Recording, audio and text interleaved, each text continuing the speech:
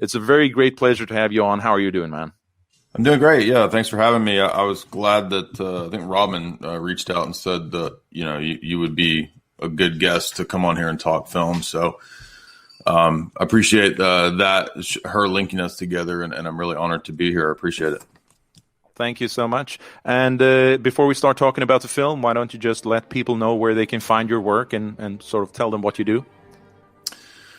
Yeah, I do quite a bit of stuff. I cover a whole range of topics, basically film, philosophy, theology, comparative religion, geopolitics, all that kind of stuff. And I cover it at my website, mainly jasonalsos.com. I do a lot of media work. We've done a TV show. I host the fourth hour of the Alex Jones Show about once every 2 weeks or so. And so I have 2 books on Hollywood and film symbolism. So this is kind of my main thing that I've done for the last 10 years. And then I kind of branched out into other stuff, even to the point of doing debates with a lot of religious figures and so forth, atheists. But I did. So I did Esoteric Hollywood 1 and 2. And this is great because, and I'm glad, by the way, that when we were talking, you said that you'd already done Lost Highway, because Wild at Heart is the one Lynch film, along with Eraserhead, that I've not yet really covered in my essays or in my videos. So this is going to be great to finally delve into this one. Thank you so much. Yeah, I should say to the listeners that the first film that Jay suggested was Lost Highway. And we already talked about that one in November. We did a noir November. So we did Lost Highway and which other film did we do? We did a bunch of noir films. In any case, we're going to talk about Wild at Heart. I'm a huge Lynch fan, and I just rewatched the film for the nth time. Yeah, it's a brilliant film. How come you wanted to talk about this film? Well, like you, I'm a big David Lynch fan, and when I started, I was taking film classes back in my undergrad, and I've always been a David Lynch fan since high school, but I never really got David Lynch, I guess you could say, to the degree that you can get David Lynch, maybe until I was into my 20s, and I'd read a good bit on comparative religion and kind of got some of the ideas of Tibetan Buddhism down and this kind of stuff. So I had a better kind of toolkit for maybe giving a rough decoding or an attempt at decoding David Lynch. And so since then, like I said, his films actually took up, I think, 2 or 3 chapters in my books. So I've dedicated a good amount of time to decoding a lot of David Lynch, especially Twin Peaks. I did a really, really deep dive into Twin Peaks. So it's nice to then kind of, like you said, step back and review it, because one of the things that's great about David Lynch films is that every time you come back to it, you'll notice another, sort of cross universe connection to another David Lynch film or something like that. Yeah. And, it's David Lynch is one of these filmmakers, and I think the same sort of goes for. We had some guests on last year, Tina and Eunice, and we talked about The Stand, Stephen King's The Stand, and Stephen King, he advocates sort of leftist views, right? But when you look at the aesthetics in The Stand and in other places, it's rural America. It's not really. He's not very friendly to the big city sort of leftist cauldron, right? He is very much in favor of. So there's sort of an implicitly conservative message in many of those things, and I would say definitely the same with David Lynch. A lot of leftists like David Lynch, but what is Twin Peaks? Twin Peaks isn't the leftist dream. It's the leftist nightmare. It's they don't want rural America, a little town with pretty much only white people, and it's very much those kinds of values that they generally don't tend to embrace. But that is what connects to people. Those values connect to people on a deeper level. Would you agree with that? Yeah, I know David Lynch has gotten a lot of criticism, for example, from feminists. They don't like the portrayal of male-female sexual relationships in David Lynch films, mainly because, of course, the male is the dominant figure. The films are definitely not amenable to feminism. I mean, it's kind of laughable, really, especially when you watch something like Dune. Dune is a fundamentally anti-feminist novel. I mean, the whole story is about, Paul actually sort of trumping the witch guild and their attempt to manipulate him, and he sort of rebukes these witches, these feminists, right? So I think that there's definitely a trend in David Lynch's films to not pander to or cater to that kind of low IQ, equalitarian leftism. But I think he knows as well that he has to kind of, sort of not really go into any of that stuff too deep, because everybody knows, the leftism that dominates everything in mainline Hollywood, mainline media. So, and I think also he's kind of made quasi-libertarian statements at times. So he probably is a more on the right spectrum of libertarianism, if I had to guess. Yeah, and at the same time, I find that artists, generally filmmakers, musicians, anything, they tend to not be they don't have a very sort of clear conceptual understanding of politics. They have an aesthetic understanding, right? Right. And although they don't really grasp the political things that are going on, the aesthetic is, the types of societies and the people that are portrayed in David Lynch's films. That's what people I consider myself on the right, but that's what I'm sort of nostalgic about. That's what I miss. That's what I feel a certain sense of, there's a tragic feeling of something being lost in the modern world. And a lot of the stuff that's being lost in the modern world is what's portrayed in many of David Lynch's, films. Absolutely. The loss of Americana, certainly Wild at Heart will be, a big tribute to that. What is this older kind of 50s, 60s era Americana? What was lost? There's a lot of critiques of kind of Americana too. I think especially with Twin Peaks, we kind of have this idea that America is one thing, but in reality, there's always this theme of kind of an undercurrent of organized crime. This is something that I've delved into recently in my own just separate studies with studying the history of the mafia, contract killers, assassins, and that kind of stuff. And when I went back and watched Wild at Heart, I actually noticed quite a few of those mob elements. I'll get into some of that later. But the reason I bring that up is that I see Lynch's what you might call the Hollywood trilogy with Lost Highway, Mulholland Drive, and Inland Empire. Those are kind of critiques of Hollywood. I had a friend a long time ago who said that, when David Lynch made Lost Highway, right, he was kind of giving his middle finger to Hollywood.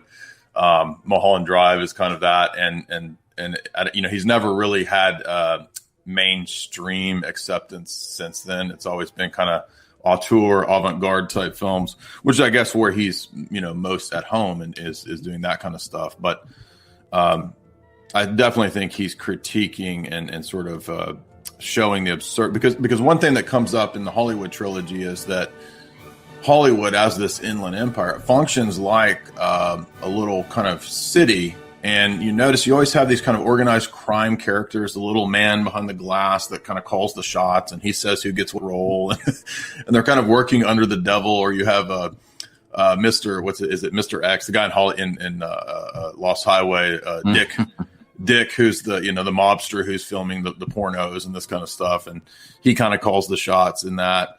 So this theme is consistently there and if we think about David Lynch, he's, where's he from? Michigan, Minnesota. He's a Midwestern type of guy who went to Hollywood and he's out there and he sees the way it really works. And then he notices, all of these girls like the Naomi Watts character in Mulholland Drive who come out there with the dreams of, being a starlet, and then they end up a crack whore, basically, is what happens in Mulholland Drive. So I think he's seen the way that machinery works, and that it's really just a big kind of a deception. Yeah, I think he's more or less explicitly said that about, for example, Eraserhead. That it's his reaction moving from a small place that's that we can relate to like a bigger city, which he saw basically as a hellhole. And that's the nightmare that he portrays in Eraserhead. Yeah. Well, there's that scene. I was just laughing at that sequence in Wild at Heart where when they finally get to California, right, which is going to be the Emerald City, it's the paradise utopia that they're looking for, and they get there and he gets beat up by the street gang. He's like, "I'd like to thank you, gentlemen, for introducing me to, for setting me straight, and I would like to apologize to you, gentlemen, for calling you homosexuals." So he realizes that, no, it's not actually this utopia, right? It's like this shithole. Yeah, it is. Okay, so let's just dive into Wild at Heart. What are some of the main aspects that you find interesting in Wild at Heart? Well, it's a kind of a surrealist fantasy. It's a retelling of Wizard of Oz. If I recall, it's based on a book. I've not read the book that it's based on, but there's some kind of book that was written that's the basis of this. I think that it's a dark satire. It's kind of all of the typical things that you would see or expect David Lynch to do, but it's prior to Twin Peaks. So I think a lot of what went into this will kind of set the stage for Twin Peaks. And one obvious example of that is a lot of the same actors, right? We have, Laura Palmer pops up as the witch. You have this is after Dune, so I guess you could say some of the characters that are in Dune are present here in terms of the actors. So he likes to work with a lot of the same people, as of course many directors do. But I think it's very similar to Twin Peaks in that it's a dark American satire, soap opera, psychodrama, and then I would say also the thing about Wild at Heart is that every time I watch it, it actually gets funnier. There's more things in it that make me laugh than the last time that I watched it. So it's the one unique Lynch film that I think is actually probably his most comedic that I, off the top of my head, that I can. I mean, Twin Peaks certainly has some really funny parts and some funny characters, but Wild at Heart it's just hilarious when you go back and watch it. Yeah, especially the part with Jingle Dell. When she talks about her weird, what is it, cousin, uncle, something? Yeah, so Crispin Glover plays this lunatic cousin to Lula, and he believes that everyone has lost the spirit of trust and Christmas, and that if everybody just accepted that Christmas is every day, right, then everybody would be, and then, so he just sort of descends into this madness, and he thinks that the aliens are controlling people with rubber gloves to stalk him. It's just, and then so he gets crazier and crazier and crazier. And I think that it's just a sort of a comedic interlude or addendum there to try to show the dysfunctionality of Lula's family. I mean, her whole family is just a total mess, a total nightmare. And she was, of course, raped, traumatized when she was 13 by Uncle Pooch, right? And this is kind of, I think, giving us just the indicator that her mom, who, of course, is the evil, the wicked witch, yes, her mom's kind of wrapped up in a life of manipulation, deception with these actually organized crime figures. And I didn't realize this until the last time that I went back and watched it, because I'd actually done a lot of research on the history of organized crime in New Orleans. And so that will actually tie into the Mr. Reindeer figure and the Carlos Santos character, which we'll get to. Right, yeah. And there's also this, I mean, there are many things that, looking at Wild at Heart from the perspective of Twin Peaks, there are many similarities. The music, there are some similarities. And also when they watch TV, it tends to be these sort of nature shows with animals hunting, like things like that. Predator prey, yeah, right. Yes. And there's also the sort of... Harry Dean Stanton plays Johnny Farragut, who's manipulated by the mom, Diane Ladd, and he's sitting there watching these, animals rip apart one another, and he starts barking, right, like a hyena, which, of course, comes up in Twin Peaks, where characters kind of randomly start barking as if they're sort of regressing to this, primal state of animality or something. But yeah, that's a good point. And also, there's this almost supernatural evil that's under the surface. I mean, because that's very obvious. Twin Peaks builds a lot of the atmosphere is built on this contrast between the sort of the purely good and the purely evil, right? And also here you have the sort of henchmen that work for Santos. They are involved in some sort of voodoo or whatever. Yeah, I mean, I was going to bring that up. Is that the contract killing? I mean, both in Twin Peaks and here, you have the notion of ritual murder, which is connected in some way to some kind of higher level organized crime and contract killing. And that was one of the things I highlighted in my Twin Peaks analysis, was this sort of interconnectedness of these different criminal syndicates and ritual murders. And another series I've been doing lately was to cover the history of the well-known serial killers. And one thing that's a fact that you can actually demonstrate that doesn't come up in a lot of the sort of normie takes on serial killers and the normie FBI profile is that there's a lot of connections to organized crime and contract killing. And so not every serial killer, but many of them have that connection. And so when I go back and I watch these Lynch films, it's just like I just see more and more how he's really kind of describing the way the world really works. Right? So all of our delusions about, America, about Hollywood, all that stuff just kind of gets ripped away. And we see, the seedy underbelly, which is not to say that it's all negative or dark. I think satire has a sort of positive, presupposition behind it. When you're satirizing something, you're kind of taking away the power of the mystique of the evil and showing that it's kind of absurd, really. So it shouldn't have the power that it has. And yeah, Mr. Reindeer, he's contracting out to these basically insane voodoo practitioners in New Orleans that we don't even know. I like how we don't even know really what this ritual is. It's just this really bizarre ritual where you've got this one-legged woman who's like, count to 10, right? And then she has this sort of orgiastic, conclusion to when they killed Johnny Farragut, where that's apparently the only way that she can, get off. And it's loosely some kind of ritual, but yeah, we're noticing that the cult in this film is somehow being used by the higher level, organized crime faction as a contract killing. Yeah, and it seems to be not only in this film, but in many films and in Twin Peaks as well, that David Lynch is almost obsessed with rituals. I mean, Dale Cooper, he has his daily rituals with his tea, with his coffee, and his pie, and the things that he does, and the sort of ritualistic Tibetan way that he has of investigating crime with throwing rocks, and it's all these weird sort of verging on the supernatural elements in basically everything that he's created. Yeah, that's definitely a theme, is the Tibetan Buddhism, Theosophy, these different religious traditions are underlying what's going on in these different worlds. And I even think that you can kind of find in those religions the notion of kind of a multiverse and this kind of stuff. And I think David Lynch plays with that idea too, which is why he will, I think, have similar characters kind of cross over into other universes, right? We even have, for example, in Lost Highway, there's a point where the Bill Pullman character looks at the screen as if he's breaking the fourth wall and he's seeing us watching him.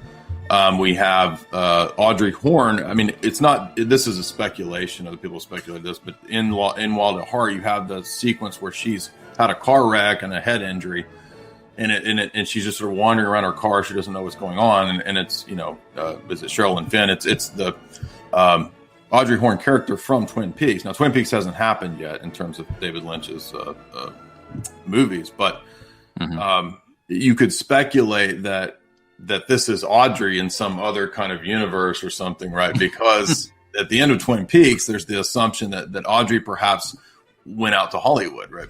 We don't know exactly what happened to her after season 2, but some people have speculated that she left Twin Peaks to go make it as an actress, to make it in Hollywood. So is this our Sailor and Lula happening upon the sort of interdimensional?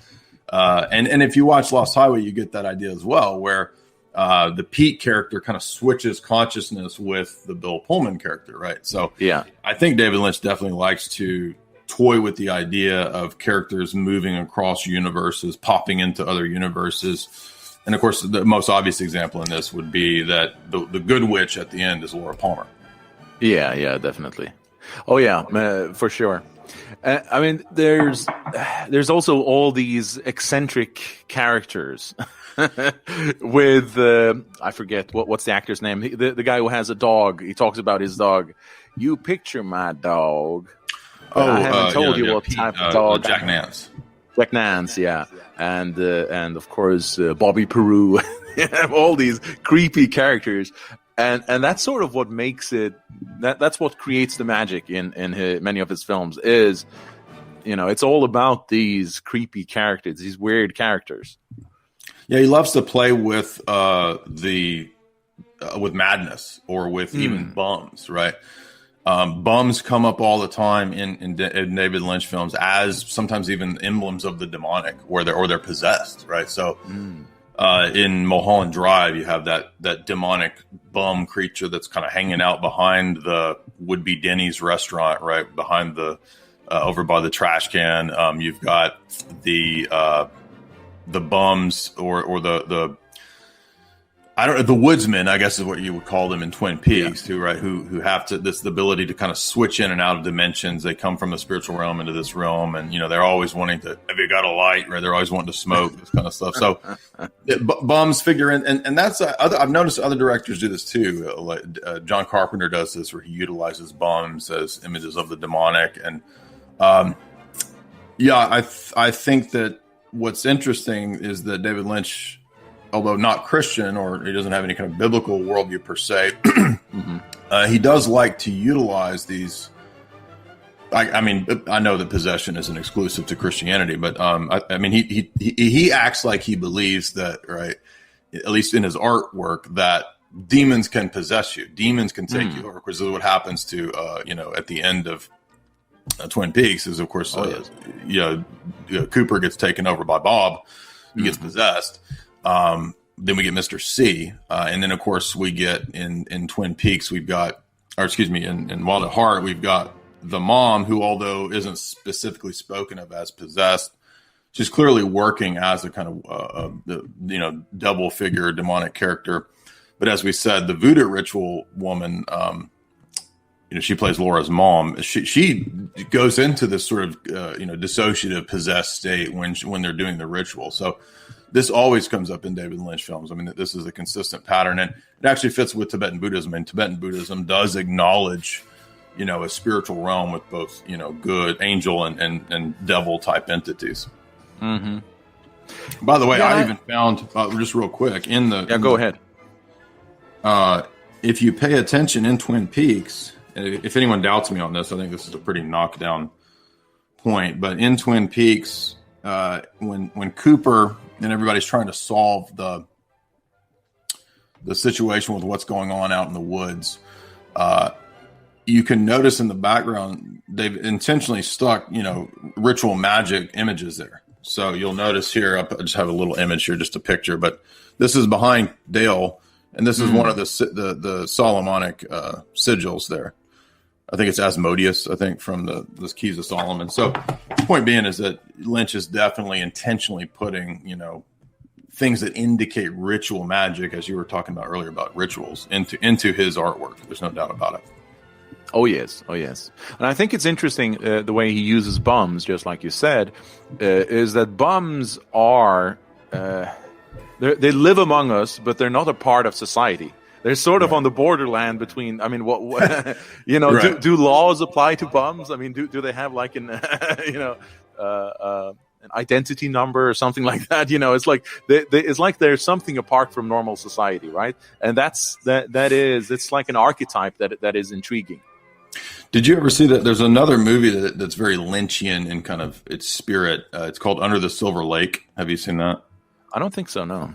It's really good. You should watch that, because there's a similar idea there with bums who have this kind of alternate society, and there's like a king of the bums, and he kind of has an intelligence network of all the bums. It's really wild story, but it's a very Lynchian inspired film. It's definitely worth deconstructing. Interesting. So, what are some other things that you've thought about with Wild at Heart? So, kind of on the basic level, first thing that comes to mind is I think it's a satire of this sort of simplistic normie idea of America and what America is. I mean, I think Sailor and Lula represent just basic dumb Americans and the spirit of America. I mean, they want to go on just this road trip, right, to run from the mom. Sailor himself has a criminal past, right? He doesn't have a problem just kind of murdering a guy if he thinks that there's a dangerous situation around. He doesn't take any shit, right? He's just a dumb American, basically, right? And he even the emblems that he chooses to represent himself are just these kind of basic Americana. He loves Elvis, right? Yeah. He just belts out Elvis songs anywhere he finds himself. He loves metal, and even makes the connection between like how Elvis led to metal. He's like, you guys have the same energy as OE, right? He tells the metal band, right? So, and Lula represents just the traumatized, just dumb American girl, right? The dumb blonde girl, right? And the family that she comes from is actually kind of a higher class family. I mean, they're a wealthy family. At least we get the impression that whatever the mom's been involved in, she's made some money from these criminal operations, and they're connected to the mafia. This is another thing I didn't notice until this time around, is that, I mean, the Mr. Reindeer figure is this sort of aloof, enigmatic, wealthy guy, but his, partner Santos, I noticed this time around, his name is Marcelo Santos. And this has a big part to do in the story with New Orleans. And the most famous mob boss of New Orleans was Carlos Marcello. And most famously, Marcello was brought in the 70s under RFK for he was grilled by Congress for being implicated in the JFK assassination. So this is no small figure. And they, for many, many years, couldn't bring Carlos Marcello down. But as usual with the organized crime, they had to rely on something like tax evasion scams, IRS type stuff is what they ended up getting Carlos Marcello with. But he was actually flown exiled out of the country by RFK in a secret kind of kidnapping operation. And so this led to a lot of angst and anger on the part of Carlos Marcello towards the Kennedys, which is a fascinating story on its own. And that's all 100% history. It's not conspiracy theory. It's all easily verifiable. In fact, Bill O'Reilly did a whole investigative journalism piece on that many years ago. But all that just to say that when I noticed watching it this time, the names in Lynch films, names have a lot of significance, as with most artists and writers, of course. The other name is Santo, right? Well, that suggests Santos Traficante, who is also he's the famous mob boss of Florida. Known for, many contract killings, calling in many contract killings, known for being connected to organized crime, drug trafficking, etc. So I think the name Carlos Santos, who's the kind of coadjutor villain with Marietta, definitely suggests the organized crime factor that I'd never noticed before until going back and watching it. But so I think that's what we're getting here, is that really America, just like Ben Horne. Remember in Twin Peaks, Ben Horne is connected to Canadian organized crime. If you remember the Jacques, what's his name? Jacques. Anyway, the French brothers, right, who are running the organized crime out of Canada that Ben Horne works for. So you've got organized crime, you've got ritual murder, you've got all of these things that go into just a perfect, I guess you could say soap opera, but it's real. I mean, this is the real, underbelly of America is organized crime. So that was something that really stuck out this last time. Definitely.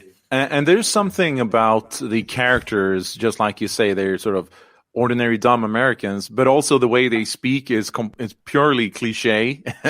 It's sort of like that's a good point. I didn't even think about it. Yeah, they're basically determined by pop culture.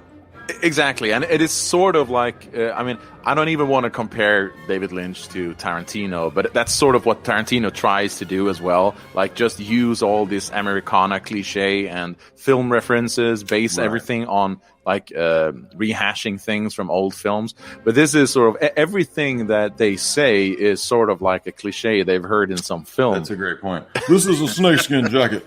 For me, it is a symbol of my belief in individuality and personal freedom. And I remember reading that was actually something Nick Cage came up with. That wasn't actually part of the thing, but he was like, I feel like Sailor needs to have a snakeskin jacket. That's what he would have. Right? And he's just perfect for that role. Just this, just wild, American actor who's just sort of unhinged and just crazy, always going overboard with what I call crage, right? Nick Cage rage, just crage. Yeah. By the way, he is a great actor. A lot of people think Nick Cage is a bad. No, he's actually an excellent actor. He's phenomenal. In fact, I know that the Academy Awards and all that is kind of bullshit, but Right. at the same time, typically speaking, I don't think you can win an Academy Award without having a significant degree of talent. So there's a lot of films where Nick Cage does really well. That one where he's the ambulance driver. The Martin Scorsese film, I always forget the name of it. That's an excellent film. Leaving Las Vegas, he's great in that. Bad Lieutenant, he's excellent in Bad Lieutenant. I mean, there's dozens of films where he's a phenomenal actor. So, and Wild at Heart, he does excellent in Wild at Heart. He's supposed to, he's perfect for the role because he's supposed to be weird. I mean, he is a bit weird, and He's all definitely his. weird, dude, Yeah. No, I mean but it works, and that's the whole charm of the film, and that's the part of David Lynch's style is built so much on nostalgia, and of course a lot of it comes from. I mean, I've never lived in the United States. I visited once, but still, I have through movies and TV, I have also sort of a relationship to those cliches because I've grown up with them.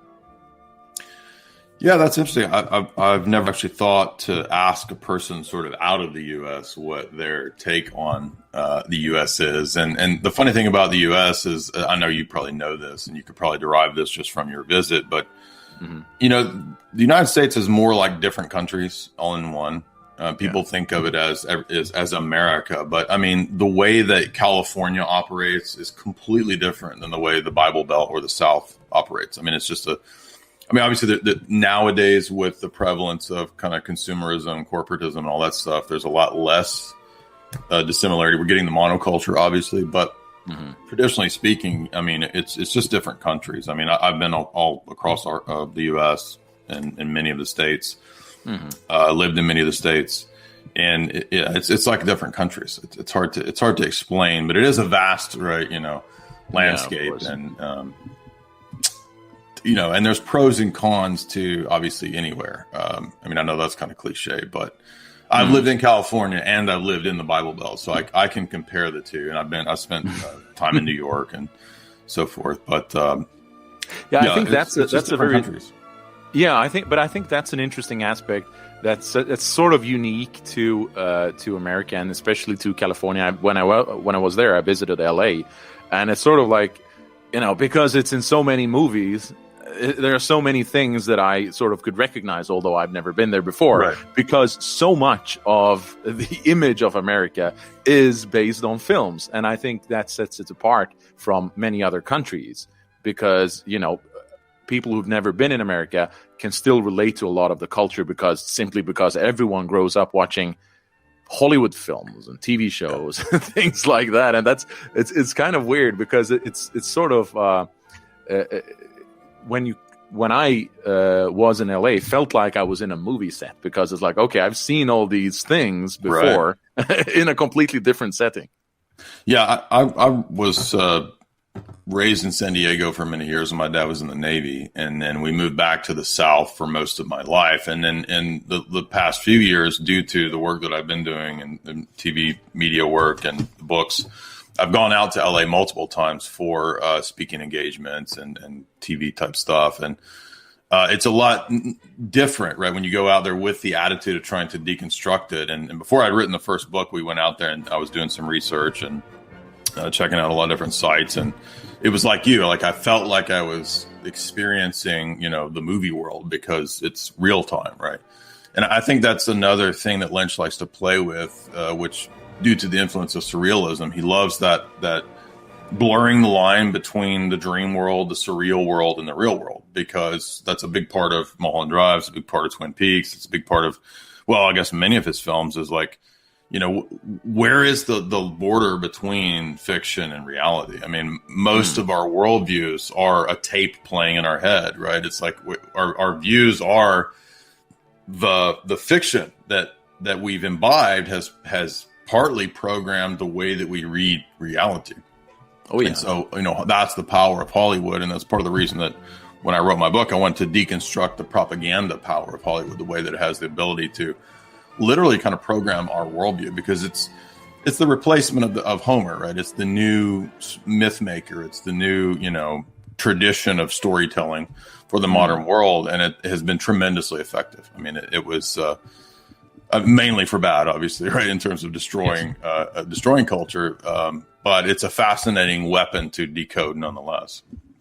Oh, definitely. And it's interesting that this sort of, what the postmodernists called hyper reality, that it becomes more important than actual reality, because people spend more time, looking at a screen than they do looking at reality. Right. So, you sit at home, you look at a screen, and then you commute to work or whatever. You see them look at a screen on the bus or train or whatever. And then you come to the office and then you look at a screen again. And there's so much of your time that's spent in this fake reality that becomes more important. And they can portray a picture of reality that isn't real, but it's still going to be more important in determining people's attitudes and actions than the real, because people sort of we can isolate. It's like COVID. The lockdown. We don't need the outside world anymore. That reminds me of that classic chapter from Baudrillard where he talks about simulacra and simulation. Yes. Which actually is referenced in The Matrix. I mean, it's bizarre because, it's one of the things I point out in my books is that it's almost like in many cases, directors, art directors, cinematographers, screenplay writers, whatever, in many cases, they seem self-aware of a lot of this stuff. Perhaps more so than we tend to think. And that's where my books do kind of verge on an element of conspiracy theorizing, is that it's almost like a lot of times there is an awareness of the power of the philosophy, of the ability of Hollywood to manipulate. And that's one thing I do appreciate about David Lynch, is that he seems to have that awareness and at the same time be willing to satirize it, be willing to critique it, be willing to kind of point out the power and the evil that it can be. Yeah, because that is a theme, definitely in Mulholland Drive, etc. And Lost Highway, the evil of the movie industry, and it's and there as well he plays with what's her name? With the blonde hair and the brunette in Lost Highway. Yeah, I mean it's two different. And I think in Inland Empire he has like 3 levels, because the girl. Yes. Now it's many years since I saw it, but I think she is herself. Right. She's playing a role as an actress, and she's dreaming. So it's like you can never know what part of reality you're in. And of course that is a big part of the magic that he creates, because that's sort of. It stretches our imagination in a way. Yeah, I watched an old documentary that had an interview with Lynch, and it was talking about his influences, and it was like 10 or so avant-garde, auteur, surrealist filmmakers. Mm-hmm. And I watched most of the clips of the surrealists, and I did a bunch of reading on surrealism from some philosophers and film theorists and whatnot, and one of the things that the attitude of the surrealist director is trying to do is to kind of play the role of God. I don't mean that in a blasphemous way, but it's like taking on the persona of God to tell the story, right? So it's like you're entering into a world, you're being told a story. Lynch compares himself at times to a shaman, right? He's the person who kind of steps into the other world. Through his TM, Transcendental Meditation, he describes this process quite a bit, where he tries to kind of get this influence from the other side, which is loosely a kind of a Tibetan Buddhist practice. And then he comes back to this world, right? Behold the one who chants out between two worlds, right? Fire walk with me. That's the whole point of that story, is the artist as the shaman, or the artist as the God figure telling the story, the narrative, and you participating in that. And the idea is, what is real? What is fiction? What is the story that you yourself that you're telling yourself, right? Are you really learning the world, or are you being told a story? Are you buying into a false myth, a false narrative?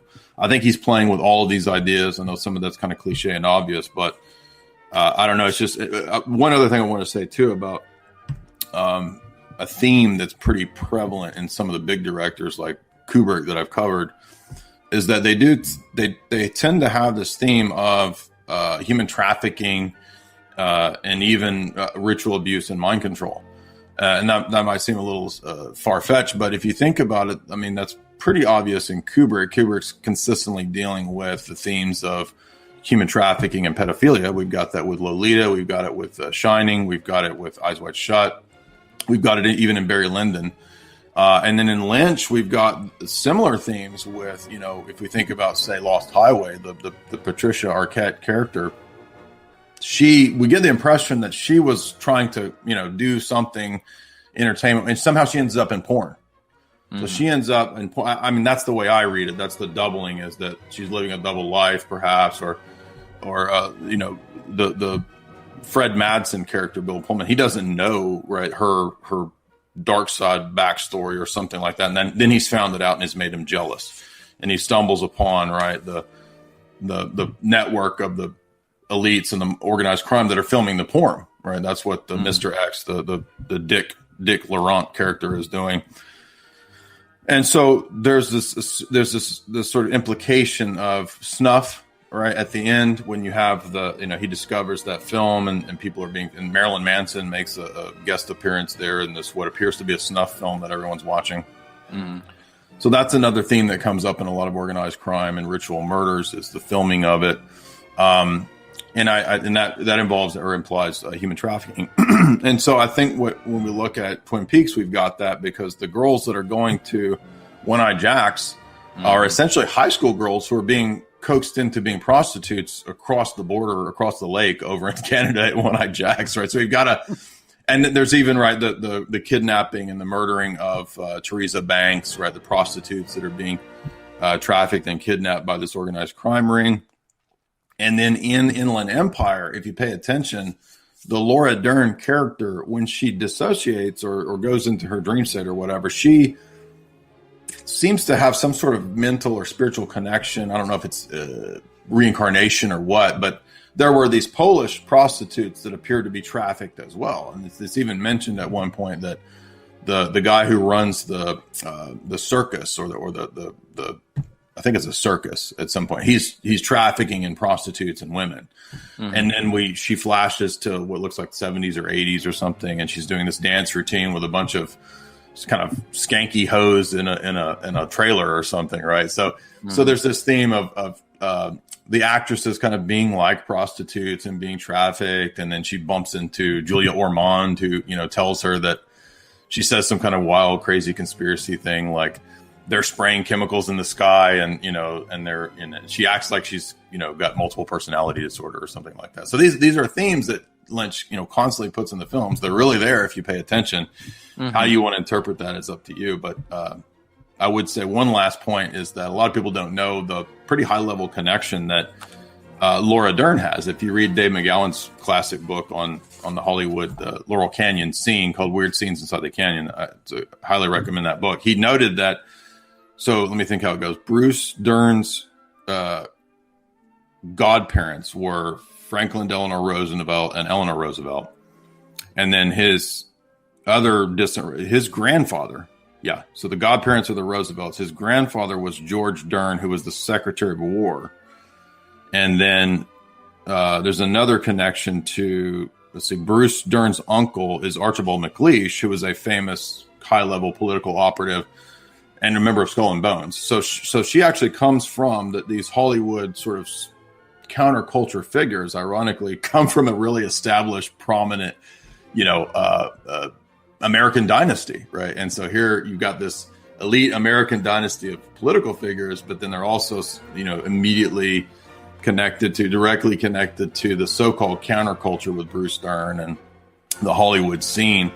And that's something that we find a lot in the contradiction that is America, is that America's royalty, America's elite tend to want to like distance themselves, or they play another role of liberal counterculture when they're actually from the most wealthy, powerful families in the U.S. It's just this bizarre feature of the sort of the implicit guilt. Like, you're supposed to be guilty, right, if you're a successful American. And so the mask, the persona that you wear if you've been successful, if your family is wealthy, is that you pretend to be the cultural liberal.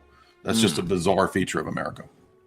Definitely. I think you said many interesting things there. I like what you said about Lynch being a shaman. It's like he takes you on this spiritual journey. And it's... you mentioned the surrealist filmmakers playing God. I think that one example that comes to mind is Buñuel's film The Exterminating Angel, where people are in a room and it's like he just throws in new sort of laws of nature. They can't leave the room. It's like he's just playing, like pulling strings, on the characters, and they can't do anything like normal things. They can't do normal things anymore. They have to stay in this room, and no one knows why. And it becomes this bizarre thing, but it's also very attractive somehow. It's it really draws you in. It's very interesting. I love those defying of laws of nature that he does, like how in season 3 of Twin Peaks, when the David Bowie character comes back as a teapot. It's like, yeah. Right, so he got lost in the interdimensional worlds, and he comes back as this teapot. So who else would come up with David Bowie as a teapot? It's just crazy. Yeah. Yeah, and I also like what you said there about, of course, him playing on this, trafficking, exploiting people, and also trauma, because that is how I see Lost Highway. That Absolutely. I mean, he loves his wife, and when he finds out that she is that she is doing porn behind his back, he's so broken that he basically goes into a split personality state. Yes, he's dissociating. Right. And he has to rationalize this to himself because he's so traumatized by this. And I think that is also a thing that goes through all of Lynch's films, basically almost, that characters are extremely traumatized by something. And I mean, Twin Peaks is probably the clearest example of that.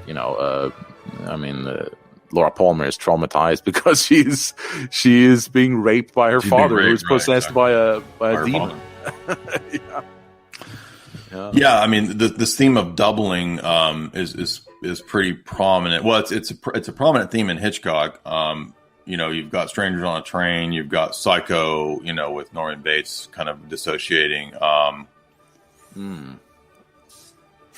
The girl in Vertigo, you can argue that she seems to be part of this elaborate sort of organized plot. So I don't know that she's not technically dissociating. She actually pretends that she's dissociating to the Jimmy Stewart character. But, and of course, obviously there's a degree of Hitchcock influence in David Lynch that you can see that's there. But let's see, there's another, Sunset Boulevard, right? If you think about the Norman, that's a big influence on David Lynch. The Norman Desmond character is basically dissociating. She's totally broken with reality. She thinks she's living in the silent film, 20s, 30s era, and this, of course, leads to the murder of that starving screenplay writer that she sort of brings into her mystery realm there. So, in other words, this theme of doubling comes up a lot, and then I think Lynch likes to play with it because it fits into the metaphysics. I mean, as far as I can tell, he believes Tibetan Buddhism to some degree. So I think he believes that there is this potential for dissociating. There is the reality of being influenced by these other forces, these other worlds, these other entities, the dream state, the unconscious, et cetera. And that's what the shaman does, right? He tries to step into that world. So that's a kind of, you could say, possession, right? Or coming under the influence of that higher realm, that other dimension, that spiritual reality. That's what his whole, transcendental meditation stuff is about, is trying to do that, to get into that state, not necessarily being possessed by a demon, but to get into that state of being influenced by other realms, so to speak. So that's his whole ethos. Absolutely. Definitely, I find that many, just on a personal level, people that I know, many people who are extremely creative, like Lynch, they are interested in those things, and in esoteric things, and in sort of mystical religions, things like that, because it is, transports the mind to a different world or a different level of existence, or call it what you want. But yeah, they tend to not see the world in these strictly minimalist scientific terms, because that isn't. There's not a whole lot to work with your imagination there. And what is madness? I mean, I'm not saying there's no line between madness and genius, but that's definitely a theme right here. Like what is the guy who's the insane, schizophrenic guy screaming at the mailbox? Like, what separates that from, the genius artist or the genius, literal, the math, sometimes even the mathematical geniuses, like a John Nash, right? Like they become like literally the insane people. So a lot of mathematicians have gone insane. So, yeah, that's another interesting question I think he plays with too, which is like, what is sanity? What is madness? There's no easy answers to that when it comes to the arts and that kind of stuff. I mean, I guess I don't know. I guess I'm talking myself into a box there, because I do believe there's a difference between genius and madness, but at times it is perhaps a thin line. I don't know. I think so too. Yeah. So I like to keep these shows around 1 hour. Okay. So I think let's wrap this up in a little moment. So are there any final thoughts you want to get out there before we wrap it up? I did have just a few more notes about themes that he uses, like another one of the mysterious elements that comes up is the cowboy. Everybody's wondered for years what the cowboy is in Mulholland Drive. He's this sort of quasi-supernatural figure that appears to kind of be demonic. We know that in Lynch films, when lights flicker, this is the presence of the supernatural or of the other world invading our world. So a lot of people wonder what the cowboy is. And I noticed that when they're filming that fat chick porno in Wild at Heart, the cowboy walks by. So yeah. This is another instance of, and I would assume that Lynch is intentionally, because he makes a point to show this cowboy, like the camera follows the cowboy guy walk past those fat chicks. And he's staring at them. Yeah. And so I think we're supposed to see that kind of even above the level of organized crime and the, the porno filmers and all that, there's a higher spiritual level of the demonic that's going on kind of in the background of this stuff. That's something that I noticed. Yes. And then beyond that, I would just say, let's see. The sigil ring, or Santos has a ring that signifies like he has a sigil. We know that in Twin Peaks, right, there's the ring that has the symbol that connects to this cult. So I think that again is another theme that's worth mentioning that pops up, across the canon of David Lynch films. Laura Palmer being the Good Witch. That's about it. Those were the last couple points I wanted to mention. Fantastic. I think this has been an excellent conversation. It was great having you on the show. So I want to thank you for joining us, and I hope we can do this again sometime. Sure. Yeah. And if anybody's interested, you go to, if you want my books, get them from the website, because we give signed copies. And of course, if you buy them from Bezos, I don't make any money. So please get them from me if you want my books. If you like this kind of analysis, that's what my books do. Brilliant. So jaysanalysis.com. So make sure to check that out. And like I said in the beginning, tomorrow we'll be back with 2 episodes. We're going to do Endeavor first and then Academic Agent. But of course, go to guidetoculture.org/Decameron to see the entire schedule. And now I have to say goodbye, because I have another show coming up with Greg Johnson and Millennial Woes. So, but thank you so much for doing this, and let's talk again soon. All right. Thank you. Have a good day. Okay. Bye-bye.